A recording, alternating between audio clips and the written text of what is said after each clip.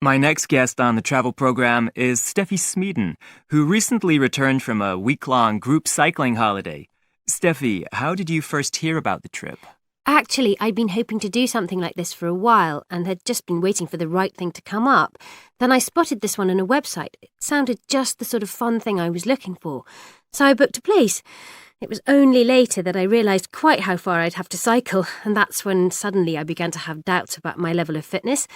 But I still went ahead with it, though, and it all turned out okay in the end. So, what expectations did you go into it with? Well, I'm always up for a challenge, that's just my character, so naturally I was hoping that it would provide that. I guess most of all I wanted to see just how serious I was about cycling. I've always had a bike and enjoyed it, but I was thinking it might become more important in my life in some way.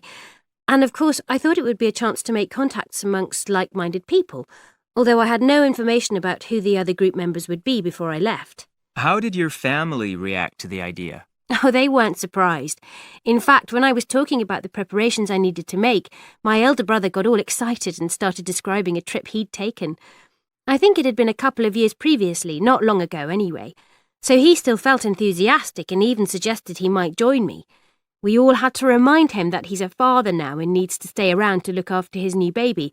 I don't think my sister-in-law would have been thrilled at the prospect of him going. So, who else was in the group? There were about 20 of us. A couple of them had obviously done that sort of thing before, but they showed no signs of impatience with the rest of us who were finding the pace pretty tough.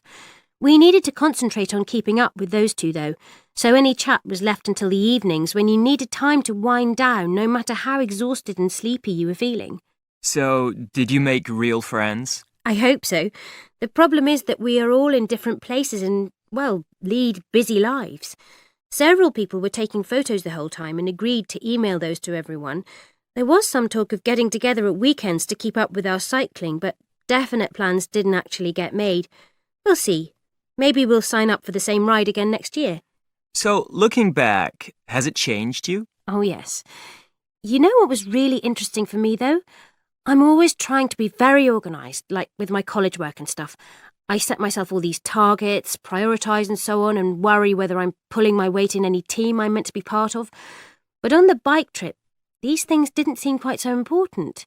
The pace was just the pace we all rode at, and I stopped trying to calculate our speed and things like that. Maybe that'll carry over into the rest of my life too. Interesting. And is it all cycling from now on? Oh no, I'm hoping to go flying. I mean, in a small plane. And I know I will one day. Who knows when. But first I have to go on a 10-kilometre running race I've put my name down for. I'm really not looking forward to that one. Then sailing looks like the next thing on the agenda once that's out of the way. But cycling will always be fun too. I see. Great talking to you, Steffi.